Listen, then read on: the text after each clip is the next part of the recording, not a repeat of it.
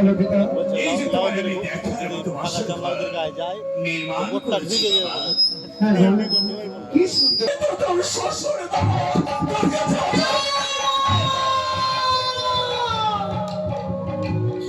না বাবা না,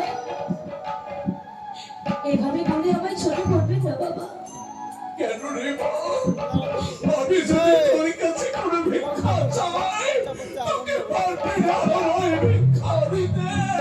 বাবা আমি যে ভিক্ষা দেব, ভিক্ষা দেওয়ার মতো এমন কোন জিনিস আছে? আছে রে বাবা, আছে আছে। কি বাবা? তোর কাছে ভিক্ষা দেওয়ার মতো অর্থ রয়েছে। কিন্তু কি বাবা? মা, আমি বললে তো তুই দিতে পারবি রে মা। হে বাবা পারবো। ওরে মা, আজকাল রাত্রে আমার পুত্রকে আমি তোর হস্তে তুলে দিলাম। সকাল হলে আমার পুত্রকে তুই আমার হাতে তুলে দিতে হবে। বেশ, আমি কথা দিলাম বাবা। নিশি প্রভাত হলে আপনার হস্তে আপনার সন্তানকে আমি তুলে দেব। আর ওই নিদ্রা দেবীকে তোর নয়নে আজকাল রাত্রে বসবাস করতে দেবি না মা। তাই হবে বাবা।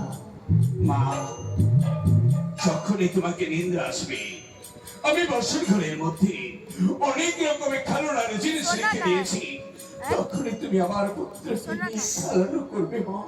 তাই হবে বাবা। আমি এবার তোমরা ভেতর হতে দরজা বন্ধ করে দাও। আমি আমি বাইরে প্রহরীগণকে নিয়ে আমি সারা রাত্রিটা থেকে থাকবো। প্রহরীগণ